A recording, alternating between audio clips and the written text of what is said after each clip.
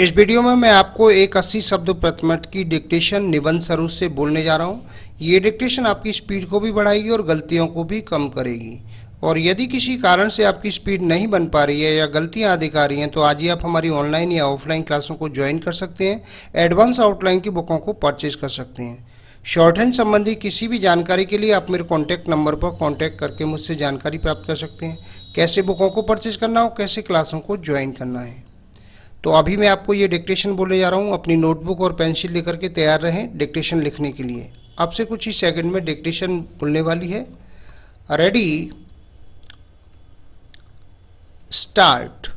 स्वतंत्रता प्राप्ति के बाद देश में स्वास्थ्य एवं परिवार कल्याण से संबंधित अनेक कार्यक्रमों को प्रारंभ किया गया। कुष्ठ रोग, चेचक, मलेरिया, हैजा, कालाजार आदि जैसी घातक एवं व्यापक महामारी का रूप धारण करने वाली संक्रामक बीमारियों के निवारण एवं रोकथाम के लिए व्यापक स्तर पर प्रयास किए गए। पर्याप्त चिकित्सा सुविधाएं उपलब्ध कराई गईं, जिनके परिणाम स्वरूप मृत्यु दर में कमी आई और मनुष्य की औसत आयु में वृद्धि हुई। भारत में मनुष्य की औसत आयु 60 वर्ष से 100 वर्ष तक मानी गई है। 50 वर्ष की आयु के बाद मानवीय ऊर्जा, कार्यक्षमता, चिंतन शक्ति, शारीरिक व मानसिक शक्ति का क्षरण होना प्रारंभ हो जाता है। कदाचित सरकारी सेवाओं से कार्यमुक्ति की आयु सीमा 55 वर्ष से 60 वर्ष की रखी जाती है, परंतु कार्यमुक्ति की आयु का संबंध केवल सरकारी सेवाओं में कार्यरत कर्मचारियों पर ही लागू होता है। निजी स्तर पर स्वतंत्र व्यवसाय अथवा रोजगार में संलग्न स्त्री पुरुषों के लिए तो ऐसा कोई नियम लागू नहीं होता। राजनीति के क्षेत्र में 80 वर्ष से अधिक आयु वाले व्यक्ति मुख्यमंत्री, मंत्री व राज्यपाल के रूप में कार्य करते देखे जा सकते हैं। तन और मन के अशक्त होने पर भी वे अंतिम सांस तक उससे चिपके रहना चाहते हैं। एक अध्ययन के अनुसार 2003 में भारत में 60 वर्ष से ऊपर वृद्धों की संख्या लगभग 9 करोड़ थी और 2016 तक यह कुल जनसंख्या के 10% होने का अनुमान है। विश्व की कुल बुजुर्ग आबादी का 1/4 भाग भारत तथा चीन में निवास करती है।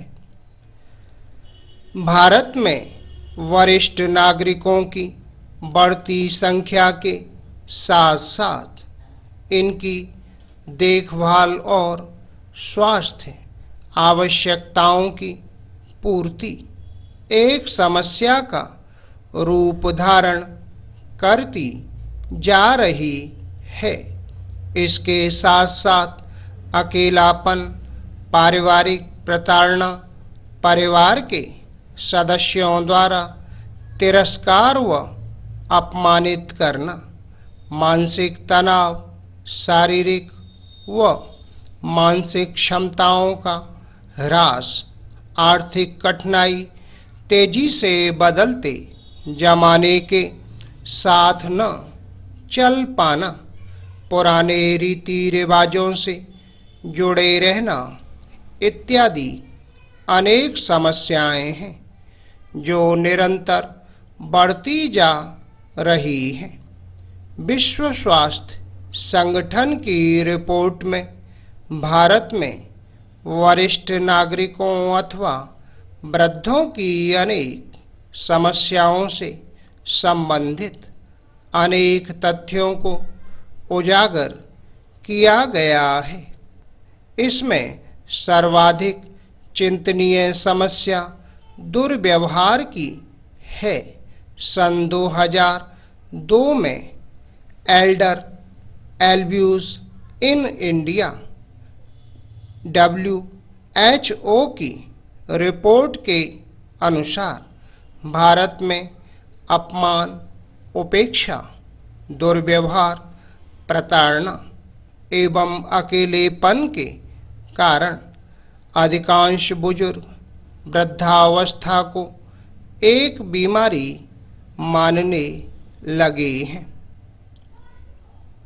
भारतीय संविधान के अनुच्छेद 41 में कहा गया है कि राज्य वृद्धावस्था जैसी निर्योग्यता की दशाओं में वृद्धजनों को लोक सहायता पाने के अधिकार को प्राप्त कराने का प्रभावी उपाय करेगा।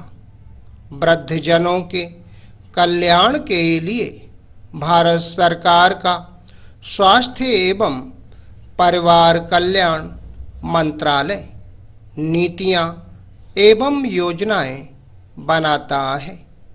1999 में केंद्र सरकार द्वारा वृद्धजनों के राष्ट्रीय नीति की घोषणा की गई।